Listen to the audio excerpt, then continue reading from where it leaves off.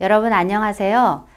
이번 시간에는 언어지도 첫 주차 시간으로서 언어에 대한 정의라든가 맥락에 대해서 우리가 학습해 보려고 합니다. 먼저 언어란 무엇일까요? 우리들은 일상생활 속에서 다른 사람들과 대화를 나누면서 언어라는 그런 매체를 사용하고 있습니다.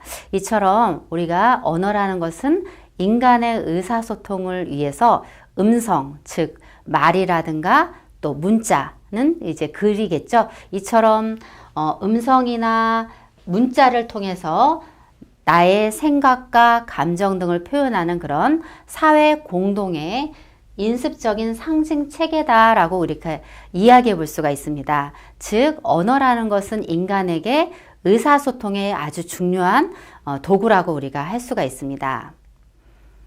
자, 이처럼 인간이 그 언어를 사용해서 의사소통을 한다는 것은 자신의 생각을 표현하고 또 나의 생각을 다른 사람에게 전달하면서 또 다른 사람은 어떤 생각을 하고 있는지 이해하는 것을 의미한다라고 할 수가 있습니다.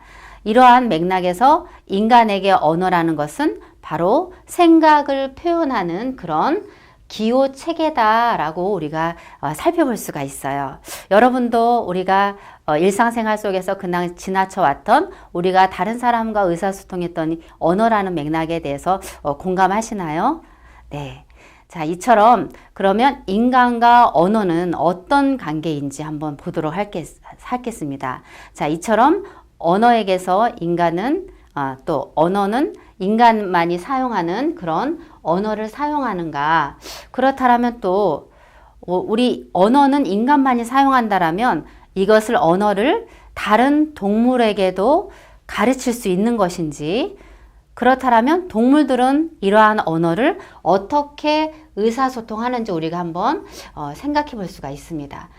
우리 인간만이 사용하는 언어를 동물들도 사용하고 있는지 한번 의문을 제기해 볼 수가 있어요. 자, 그러면 인간과 동물 간에서 이 언어라는 것은 동물의 의사소통 체계는 살펴보니까 굉장히 단순하고 또 고정적이라는 거죠. 우리가 예를 들면 한번 벌을 한번 이야기해 보면요. 벌들도 그들만의 의사소통을 사용해서 만약에 이제 먹잇감이 있다라든가 꿀이 있다라면 벌들의 어떤 신호 체계로 의해서 벌들을 이제 불러 모은다라고 합니다. 그것도 그들만의 의사소통이죠. 하지만 우리 인간처럼 복잡하고 개방적이지 않고 단순하고 고정적이라는 것을 보면서 동물과 인간의 의사소통 체계는 이렇게 차이가 있다라고 우리가 이야기해 볼 수가 있습니다. 인간과 동물이 그러면 언어를 획득하는 데서 방법에 대해서 연구를 했어요. 그랬더니 연구를 통해서 우리가 인간과 동물, 침팬지를 한번 연구해 봤습니다. 그랬더니 인간은 의도적이고 직접적인 훈련이 없어도 일상적인 생활 속에서 언어적 노출만으로 언어 획득이 가능했다라는 거죠. 하지만 동물인 침팬지는 그 언어를 습득하도록 하기 위해서 의도적으로 동기화하고 지속적인 훈련을 반복했어요. 반복을 통해서 언어 획득이 부분적으로 가능한 이런 차이점이 있었습니다. 또한 인간은 상황에 따라서 독립적이고 또 복합적이면서 다양한 구조로 언어를 사용하고 이러한 특징이 있은 반면 침팬지는 상황에 따라서 의존적이고 단순한 구조의 그런 사용만 가능했다라는 그런 차이를 나타내었습니다.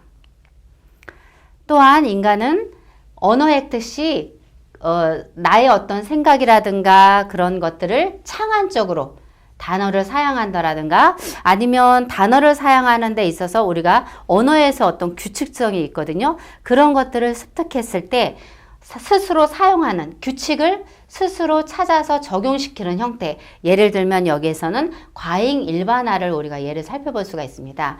우리가 2세에서 4세의 영유아가 이런 과잉 일반화 그런 현상을 이제 보이는데요. 예를 들면 아니라는 부정어를 습득을 했어요. 영유아가. 그랬을 때 안 예뻐라